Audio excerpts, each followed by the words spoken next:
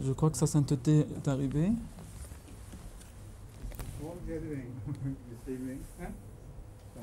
Wa alaykum salam wa rahmatullah. Please be seated.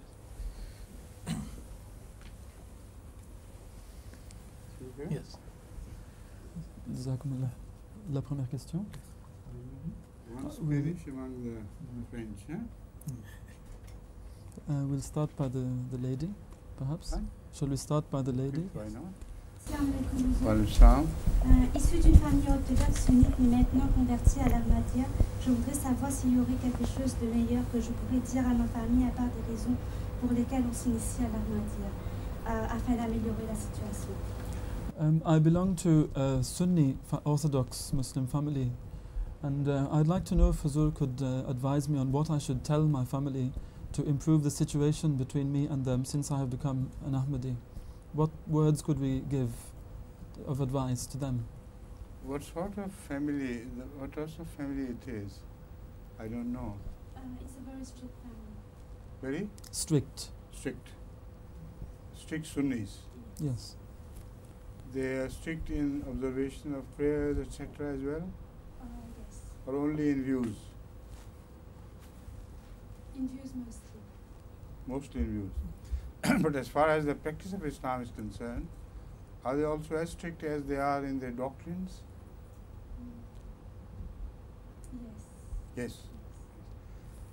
That is more problematic. When people are strict in their doctrines and also think that they are observing the 5 pillars of Islam, then they become more rigid than ordinary people who may be strict in their doctrines but have the humility of not observing Islam as the orthodoxy does. So you really face a difficult job. My advice to you is to try to make them listen to our audio-video programs. Can you bring them up to this? I'll try. This is very important because it will not be possible for you to handle these tricky matters, and they may go on debunking you as under wrong influence, etc., etc. So you better somehow make them agree to seeing some audios and videos without telling them of your own conversion. Tell them that I see some very interesting programs, so you can ask them to view the same, and after a while they should share their opinion with you, right? That is the softest way of making headway into them. Please. Sa sainteté le calife dit que il a posé des questions tout d'abord à la dame pour savoir si sa famille pratique l'islam de façon stricte, aussi bien dans les croyances que dans leurs prières, etc. Et donc la dame a dit que oui, ils pratiquent strictement, tout comme ils ont des croyances très strictes. Sa sainteté dit alors c'est une situation problématique, plus encore dans le sens que lorsque les gens ont des croyances strictes, mais ils ont l'humilité de ne pas mettre en pratique l'islam orthodoxe tel qu'il se présente devant eux, dans ce cas-là, ils sont plus aptes à être convaincus par ce que nous disons dans l'Ahmadiyya. Mais ces personnes qui pratiquent ce qu'ils croient, et lorsqu'ils ont des croyances strictes et très dures en sus de cela, eh bien, ils pensent qu'ils ont raison, et donc ils sont des gens très durs à cuire, ils sont très difficiles, il est très difficile de les convaincre du contraire. Sa sainteté le calife dit donc que vous faites face à une dure tâche, et ce serait très difficile pour vous de leur faire changer d'idée, car ils vont continuer à s'opposer à vous et à vous dire que vous êtes sur le mauvais chemin, vous avez tort. Donc sa sainteté a suggéré que l'on leur montre certaines de nos émissions, de nos enregistrements audio ou vidéo, et en leur disant, en ne pas révélant sa conversion à l'Ahmadiyya, mais en leur disant au départ que j'ai vu ces émissions qui sont très intéressantes, regardez-les et dites-moi ce que vous en pensez. Donc voilà une façon qui est plus souple et plus simple de leur faire connaître le message de l'Ahmadiyya. Et ensuite, vous pouvez leur demander quelle est leur opinion à ce sujet. Et c'est la seule façon de les approcher, en fait. Incidentally, are you married? Not yet. So it is even more difficult for you. Sharing the same house, living under the same roof, dependent upon them. No? My parents are in Mauritius. Her parents are in Mauritius, actually, for the moment. It's in Mauritius. Yes, yes. And you're living in some hostel here? No, with the relatives. Relatives. Yes. Right. So it's not the problem is not as grave as I thought. Huh? Right. Sa sainteté a demandé si notre sœur est mariée. Elle a dit non. Sa sainteté, le calife, a dit donc que la situation peut être plus dure pour vous. Mais en fait, puisque notre invité habite ici en Angleterre auprès de ses proches et non pas à l'île Maurice où se trouvent ses parents, donc le problème n'est pas aussi grave que le calife l'avait pensé à l'origine. Wa alaykum salam. Nous sommes le premier programme télévisé après la Jama'a d'Allemagne.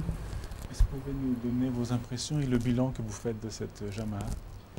We have the occasion to ask Huzur if Huzur would kindly share his impressions about the recent tour of Germany for the German Jalsa. And, Recent is no longer recent. It's a bygone thing now. Assalamu alaikum, Hazur Rahmatullah. Wa alaykum salam. Ma question est, la meilleure attitude est de se réformer soi-même et de ne pas considérer les défauts des autres. Comment réconcilier ces principes avec les devoirs de la tarbiyya de son prochain? the best attitude. Can you understand French spoken in Spanish pronunciation? You can understand him? Difficult.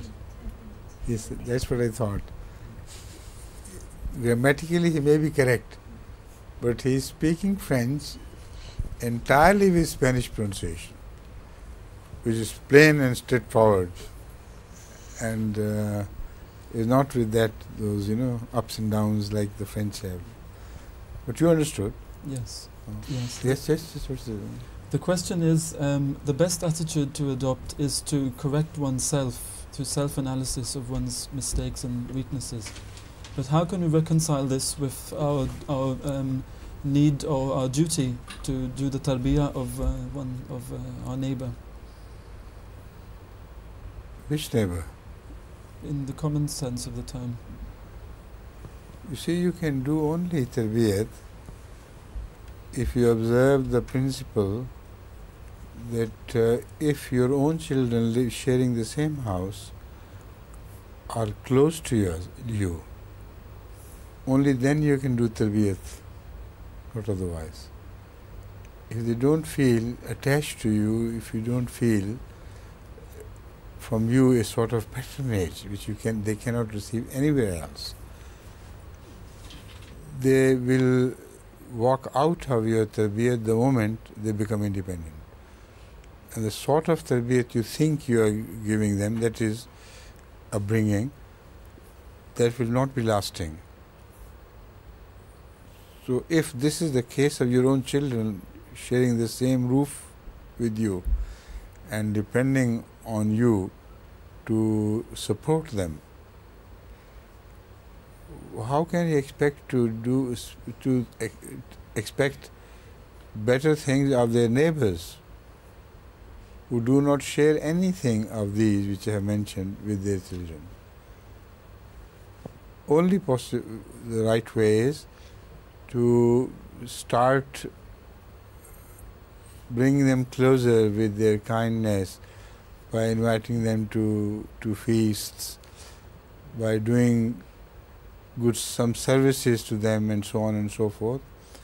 And it will take some months at least to continue to do so before they are ready for listening to their advice.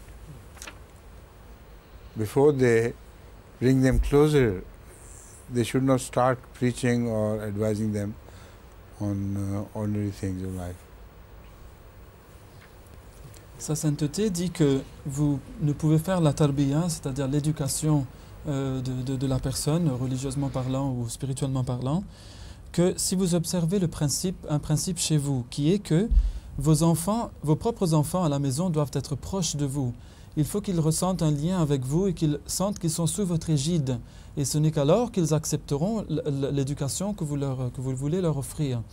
Mais s'il n'y a pas ce lien entre vous et s'ils ne ressentent pas le fait qu'ils sont sous vous, qu'ils sont sous votre égide, alors lorsque vous essaierez de les éduquer de la sorte, de faire leur tarbiya, les enfants vont s'éloigner de vous et vont vous délaisser et vont sortir en dehors de votre tarbiya. Donc si c'est le cas à la maison, comment voulez-vous alors que votre prochain, votre voisin réponde ou réagisse positivement à votre tarbiya? Ce n'est pas possible. Alors, si vous voulez faire la tarbiya des autres, il faut tout d'abord que vous ayez ce principe, que vous respectiez ce principe chez vous. Ensuite, que vous commenciez à inviter vos voisins, vos amis, etc., avec grande amitié, avec grande gentillesse, à des repas par exemple, et à venir chez vous, et à leur rendre des services, etc. Et cela doit durer quelques mois avant qu'ils soient prêts à accepter les conseils venant de vous. Si vous ne le faites pas ainsi, alors ils ne vont pas réagir correctement à votre talbiya. Have you understood his French well? Yes. Everything. But you also understand English very well. Yes. Please. Ma question un petit peu liée avec la réponse que vous aviez donnée. Je voudrais savoir que faut-il que les parents fassent ou que faut-il qu'ils ne fassent pas pour qu'un enfant dès l'âge de 12 ans soit assez responsable pour faire ses prières 5 fois par jour. What should the parents do so that when a child has reached the age of 12, for example, that he would be responsible enough to say his own prayers without any outside influence? It's too late to start tarbiyat at 12. Ahmad sallallahu alaihi wasallam has advised that as far as the saying of prayer is concerned, that should be done much earlier, because by 7 years the child should be educated enough to be able to start saying his prayer. So unless it is done slowly and softly before that age, even then it cannot start. So I have found this in my own personal experience, that the parents who say their prayers regularly and do not treat their children with harshness, their young children always try to imitate them. Even without knowing anything about prayer, when they see their parents say Allah Akbar, and sometimes they go straight to prostration. They don't know all these movements. So right from the beginning, they develop a love for prayer. So by the time they reach 7, they are mentally prepared and they are educated enough to tell them the words of the prayers which are recited, Surah Fatiha, etc. So between 7 and 10, parents are not permitted to beat them. For 3 years, Rasulullah advises that, he admonishes strongly that you treat them with love and persuasion, and if during this period they miss a prayer or two, you should not punish them, reprimand them in any way, because prayer is not still farz. That's not obligatory on them from God. So if it's not made obligatory from God, what right have the parents to do anything? Then between the age of 10 and 12, some mild punishment is permitted. That is only after the parents have failed to bring them close to the prayer with all their previous kindness and everything, then some children, not all, very few, require a little bit of spanking and beating, which should be done softly. so that if they are made like this, then they should turn to prayer during the 2 years before reaching the age of 12. When they reach the age of 12, according to the common law, they reach maturity, or common practice or common traditions of different countries of warm climate, like Arabia was. Normally, at the age of 12, they reach maturity. So, when they reach maturity, then the prayer becomes obligatory. So, from then on, parents are completely forbidden to reprimand them in any manner, except verbally they can request them, they can remind them of their responsibilities, but not with harshness. And to beat them is totally forbidden. You understand? This is how you should start. But you're starting at the time when you have no say in the matter. At 12, when they reach the age of 12, already what should have been done has not been done. And from then on, nothing can be done for you except to pray. But I find prayer at that stage rather difficult, because they are formed in their habits. They are stiffened in their attitudes. So starting that late does not really work well. So prayer, of course, is acceptable, but if you never cared to pray for them before, what would the prayer mean after they have reached the age of 12? It will be just a lip service and no more. Sa sainteté le calife dit que si l'on commence à s'en soucier à lorsque l'enfant est arrivé à l'âge de 12 ans, eh bien il est déjà trop tard. Le saint prophète Mohammed Rasulullah sallallahu alayhi wa sallam a conseillé que pour ce qui est de la prière, il faut commencer à enseigner, à l'inculquer à l'enfant bien plus tôt. Et dès l'âge de 7 ans, l'enfant doit être assez éduqué pour pouvoir faire ses prières tout seul. Sa sainteté le calife dit que j'ai vu cela dans ma propre expérience de ses parents qui font eux-mêmes leurs prières devant leurs enfants. Eh bien, leurs petits-enfants, ils s'intéressent d'eux-mêmes à la prière et ils veulent copier leurs parents. Et on les voit faire les mouvements sans même connaître ces différentes postures dans la prière. Par exemple, ils disent Allahu Akbar, ils tombent tout de suite dans la prosternation et ils veulent le faire parce qu'ils aiment bien la prière. Eh bien, ces petits-enfants-là, lorsqu'ils arrivent à l'âge de 7 ans, ils en savent déjà assez et ils sont mentalement prêts pour faire la prière tout seuls, sans que les parents n'aient à les y induire ou à les y inviter.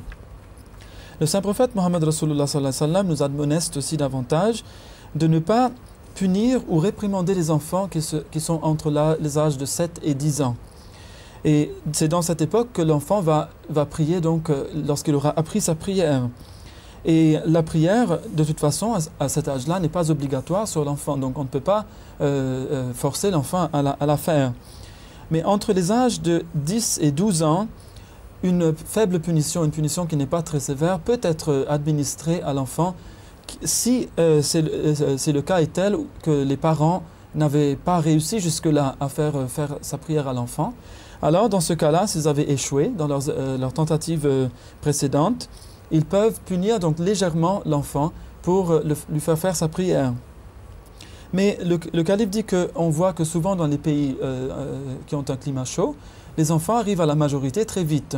Et souvent, dès l'âge de 12 ans, ils sont déjà mûrs. Et dans ce cas-là, le saint prophète Mohammed sallallahu alayhi wa sallam a dit que la prière, l'enfant, s'il ne la fait pas, vous ne pouvez pas le contraindre à le faire, vous ne pouvez pas le punir. La punition devient proscrite à ce stade. Car là, les enfants sont arrivés à l'âge de la maturité, donc ils sont responsables devant Dieu de leurs actes. Et le calife dit que, selon mon expérience, j'ai vu qu'à cet âge-là, que l'enfant commence à faire sa prière est une chose très difficile. Parce que l'enfant, à cet âge-là, il est déjà endurci dans ses habitudes, dans ses manières, dans sa façon de faire, et il devient très difficile de lui faire changer de façon d'agir. Eh bien, nous pouvons bien sûr prier pour les enfants, pour qu'Allah les aide à faire leur prière, mais comme dit le calife, si vous avez oublié de prier pour eux lorsqu'ils étaient petits, Et lorsqu'ils sont arrivés à l'âge de la maturité, vous vous mettez soudain à prier pour eux, on se demande quelle valeur aura bien cette prière pour vos enfants. Dua Sam, can you speak French well now? Average. Average. You have been to France as well for a short course? No. No. So try your French. Let's try it on us, please.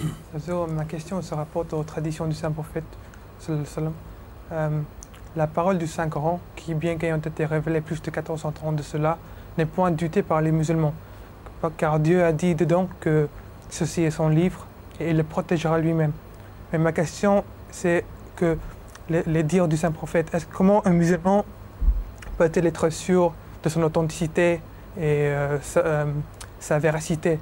Car à mesure que le temps passe, les gens essayent à changer les paroles et de sorte que l'interprétation soit pervertie et que les gens soient mal guidés. Est-ce que Dieu a fait une promesse similaire pour les traditions du Saint-Prophète?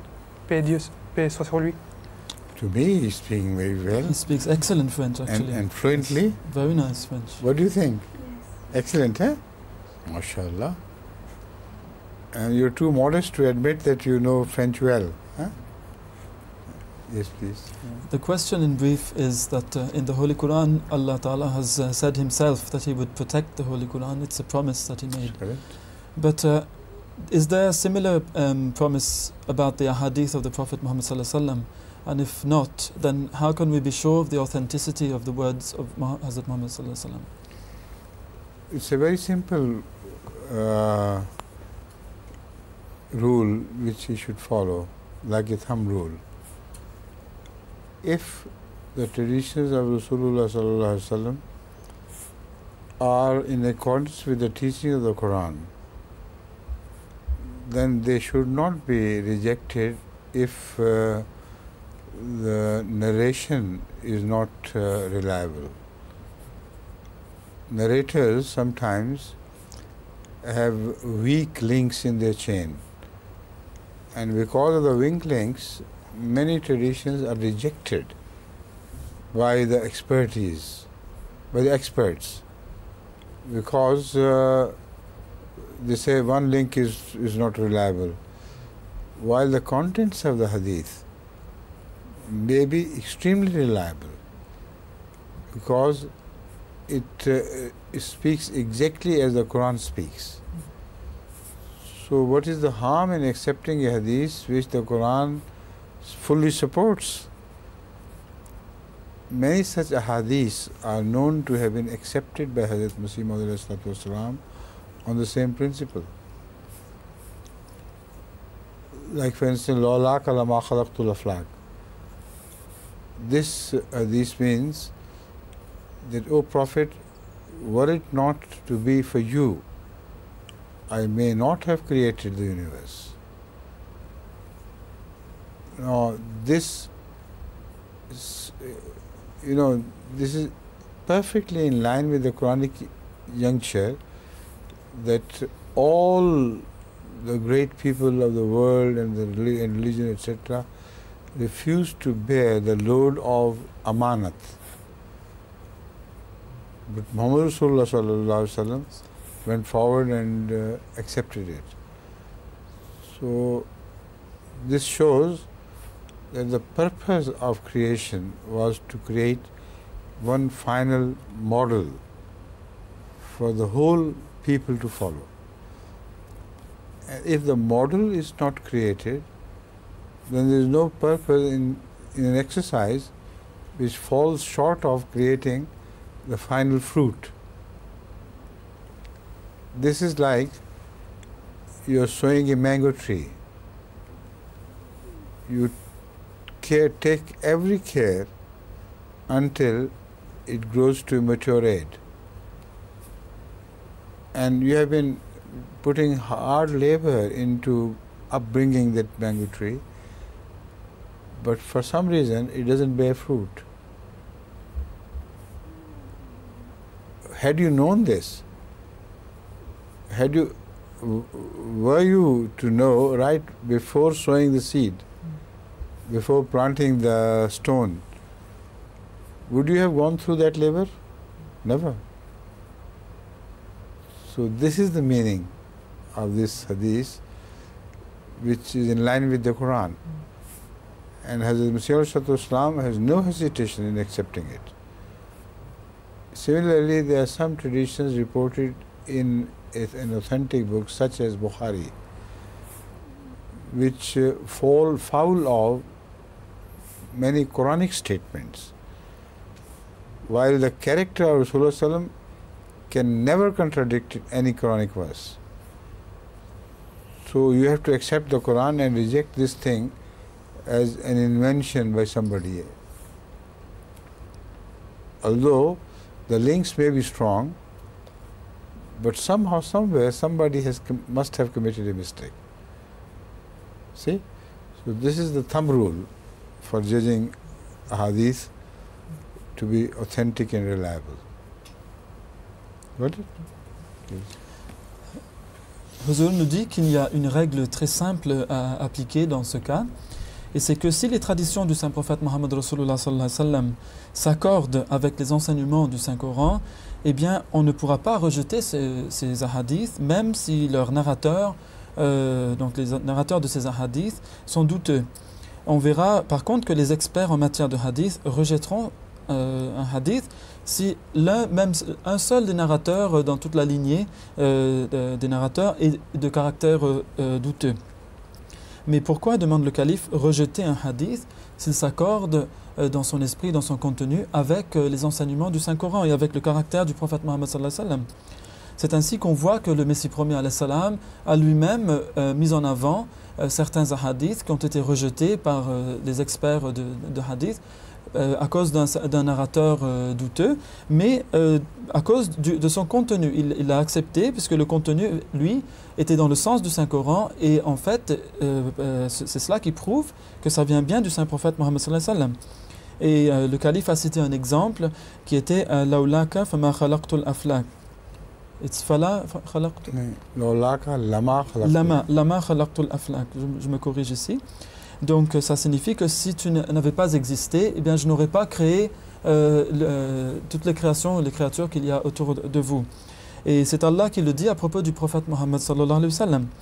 Eh bien ceci se rapporte en fait à ce verset du Coran où Allah est en train de donner une charge, de confier une charge à toute sa création.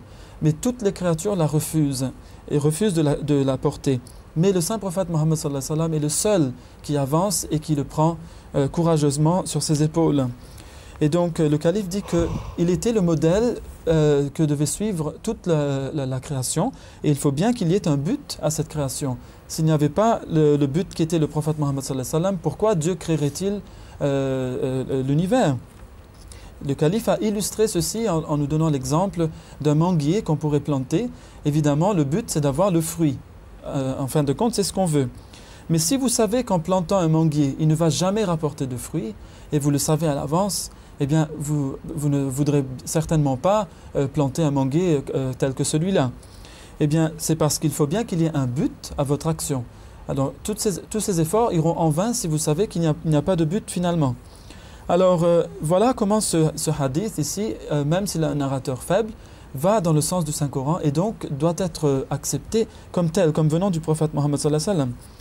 Mais par opposition à cela, nous voyons dans le Bukhari, qui est le livre qui est considéré comme étant le plus authentique recueil d'un hadith du prophète Mohammed sallallahu alayhi wa sallam, il y a beaucoup de hadiths, de paroles attribuées au prophète dans ce recueil qui vont contre les enseignements du Saint-Coran et contre le caractère même du Saint-Prophète Mohammed sallallahu alayhi wa sallam. Donc comment pouvons-nous les accepter? Comment pouvons-nous accepter ces hadiths alors qu'ils vont contre les bases même du Saint-Coran? Eh bien, nous devons les rejeter. Donc, la règle qu'il faut appliquer, c'est que si un hadith va dans le sens du Saint-Coran, ne contredit pas les enseignements du Saint-Coran et va dans le sens du caractère même du prophète Mohammed sallallahu alayhi wa sallam, eh bien, nous devrons l'accepter. Mais s'il ne l'est pas, même si les narrateurs sont dignes de confiance, il faudra que nous le rejetions. Assalamu alaikum. Dans le chapitre 9, au verset numéro 126, Allah nous dit que chaque année, ils sont mis à l'épreuve une fois ou deux. De quelles épreuves s'agit-il et est-ce que ce sont des épreuves similaires pour les croyants et les non-croyants? This question is based on a verse of the Holy Quran. So this question relates to verse number 126 from Surah Tawbah. A'udhu billahi minash shaitanir rajim. Bismillahir rahmanir rahim. Awala yarona annahum yuftanuna fi kulli amin marratan aw marratayn summa la yatubuna wa lahum yazakkarun. The translation of this is, do they not see that they are put to trial every year once or twice, yet they do not repent, nor would they be admonished. La traduction de ce verset, qui est le verset 126 du chapitre 9, qui est la sourate At-Tawbah, est comme suit. Ne se rendent-ils pas compte que chaque année ils sont mis à l'épreuve une fois ou deux? Cependant, ils ne se repentent pas et ils ne veulent pas être avertis. The question which has been asked is, which are these trials through which the people are put through which they are put, and are they the same in the case of believers and of non-believers? Yes, this verse is general.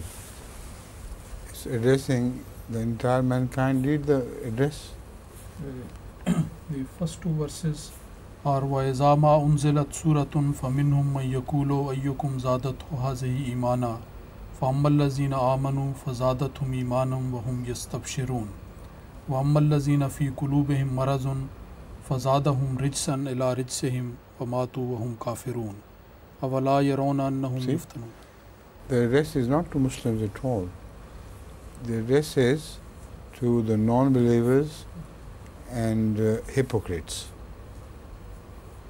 They are tried by Allah or put to trials once or twice a year.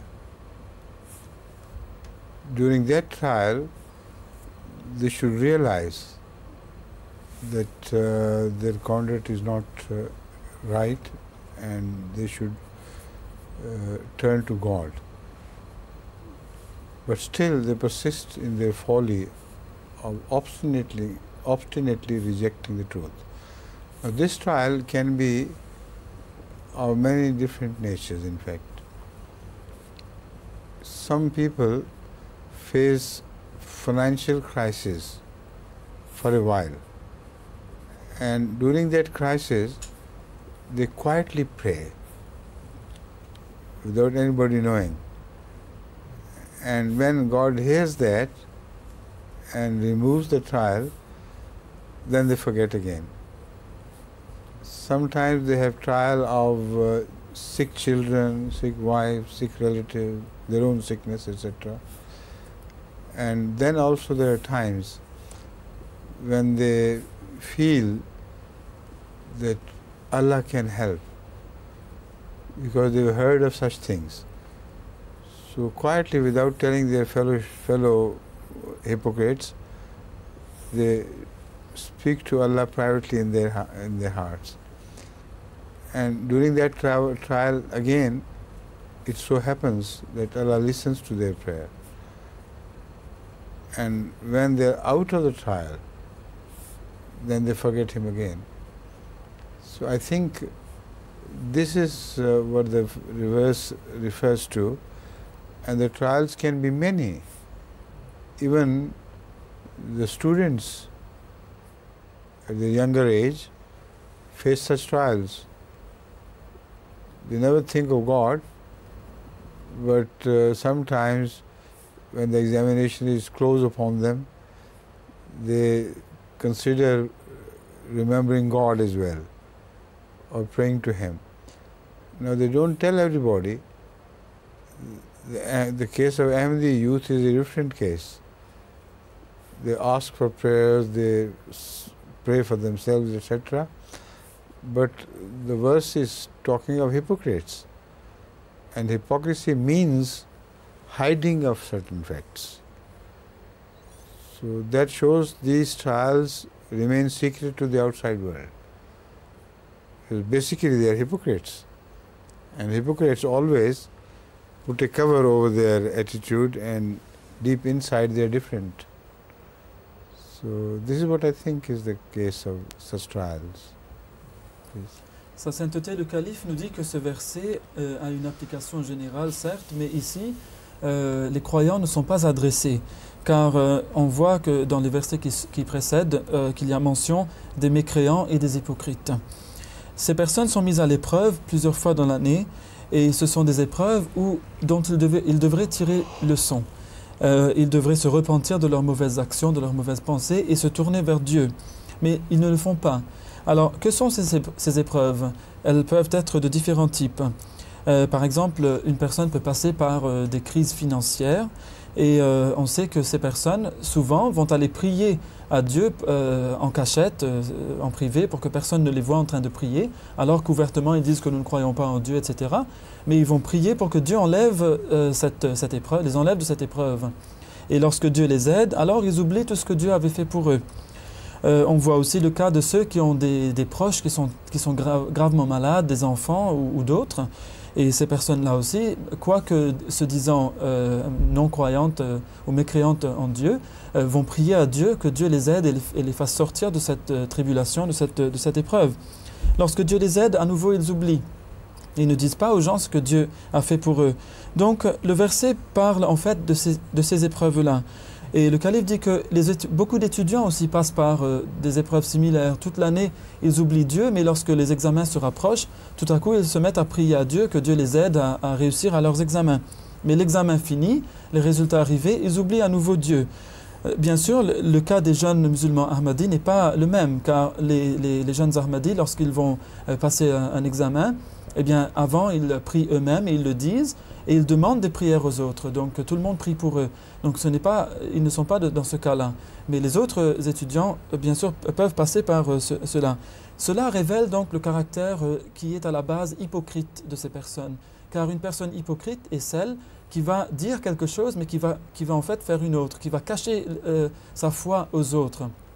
Et donc, c'est ainsi que ces personnes se révèlent comme étant hypocrites, en priant à Dieu lorsqu'ils passent par des épreuves, et lorsqu'elles passent par des épreuves, mais en disant aux gens autre chose. Et donc ce verset se rapporte à ce cas particulier de personnes. You see, as far as the prayers of Ahmadi students is concerned, it bears fruit so prominently that if you compare them with the society around, it's impossible for you not to register this fact. The Ahmadi boys and girls, particularly those who have been devoting their time for the service of Ahmadiyyat, they have secured such excellent marks and grades that even they were surprised. Their teachers were surprised. While it is the same year when everybody else is crying for stiff examinations. Many excellent students, so-called excellent students, failed. But every day I come across such cases. Today, Usman Chini Sahib was telling me about his own son Dawood. He secured amazingly distinctive marks, so much so that universities are requesting him to come and join them. You know, this is the case with so many different students. This one is amazed at these facts. So prayer of the believers is a very different affair from the one I have been speaking of regarding the hypocrites' prayers. Even they are quietly heard, you know. Sa sainteté dit que les prières des étudiants musulmans Ahmadis portent des fruits de façon très très claire comparée aux résultats que l'on voit dans le reste de la société.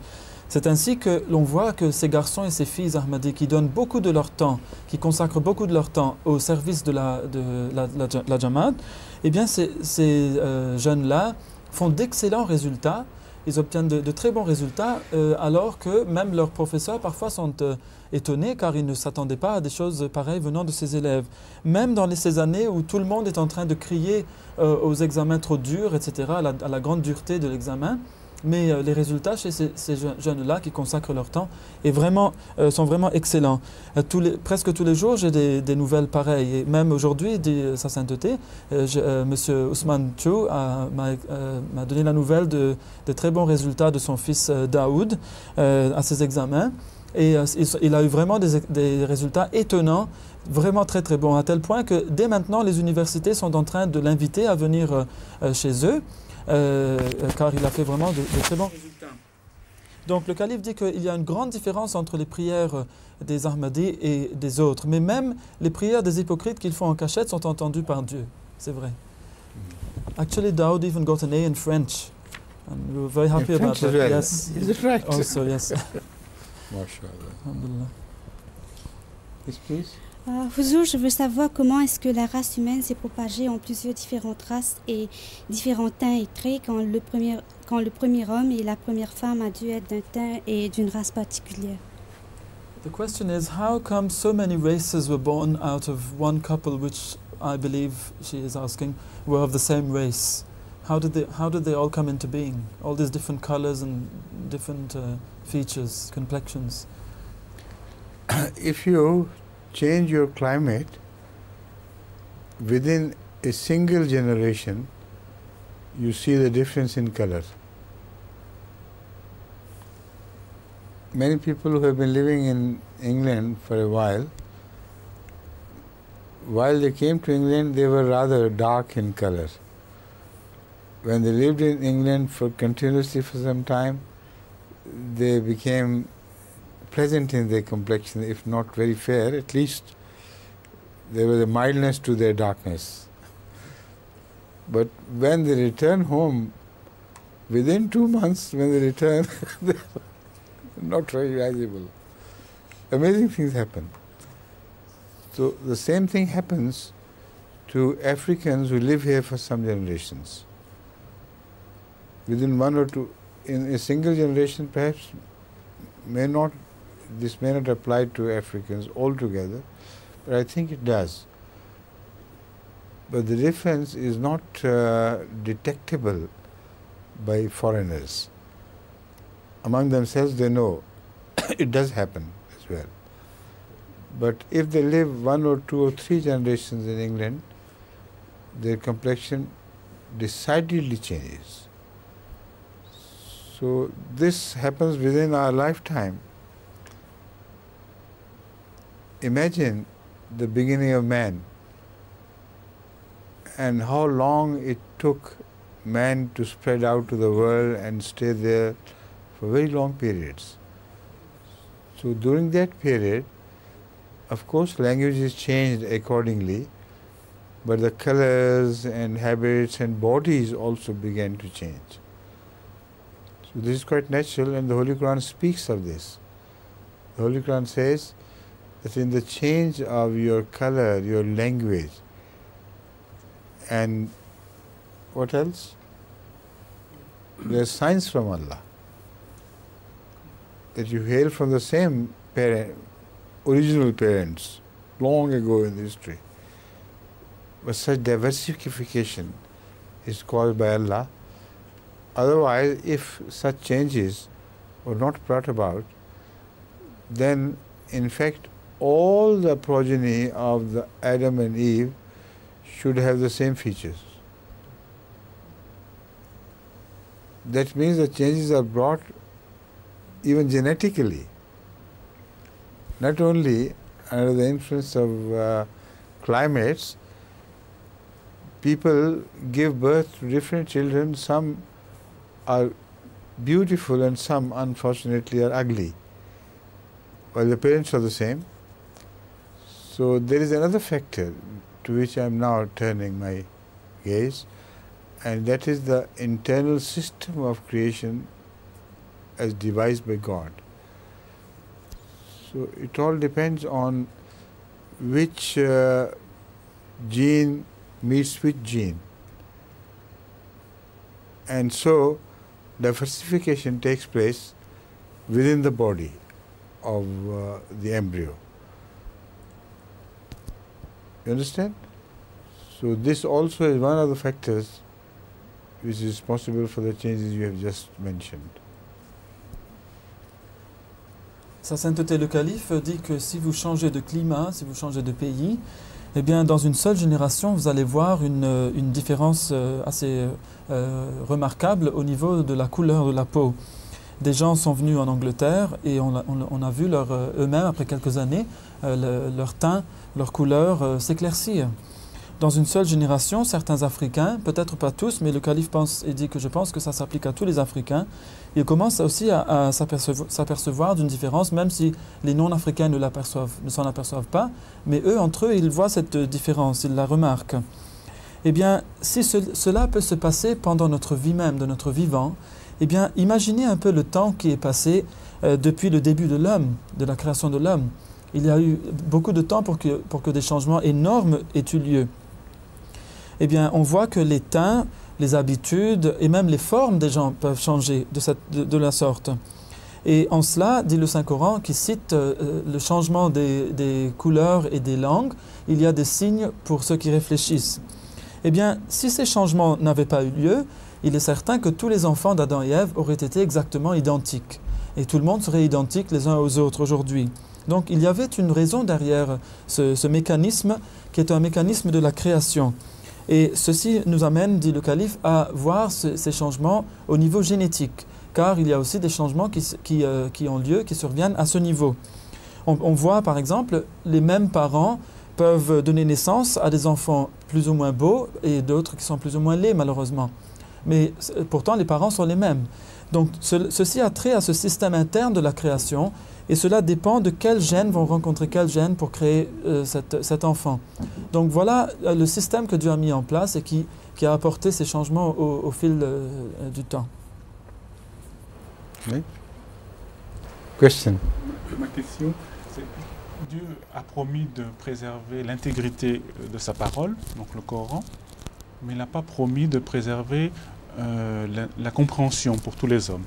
Mais comment se fait-il qu'il n'ait pas fait la même promesse concernant ces autres paroles qu'il a envoyées aux autres prophètes précédemment? Parce que c'est de toute façon la parole de Dieu. We know that God has promised to protect the Holy Quran, so another question on this subject.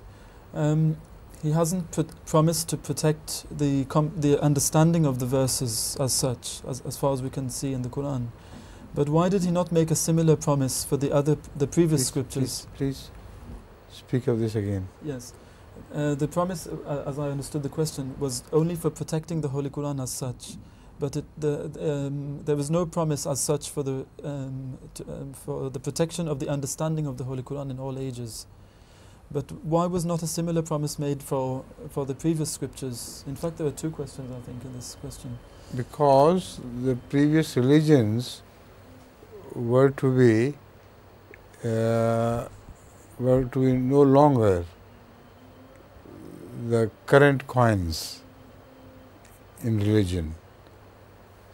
So they became history as their time came to termination. And other religions followed and then others. So each religion which appeared anew brought a different general teaching. Though fundamentally the teaching remained the same, the different general teaching which was always related to the particular people and their habits to whom that Sharia addressed. So fundamentally, of course, the teaching is the same, but people of Africa live in a different condition. They could not have been addressed in the same way as people living in other parts of Africa and Europe, etc. So there are small differences which separated religions. But Islam came at the end with a teaching which related to human psyche. And this is the Quranic claim. Because the human psyche is unchangeable, so it becomes universal. No such claim has ever been made by previous religions. They were temporary and regional. But anything which relates to psyche, which is animal psyche, is unchangeable. Even the habits of birds remain the same throughout the history of creation. Even the flies do not change their habits. The honeybees do not change their habits. So anything which relates to the psyche becomes unchangeable.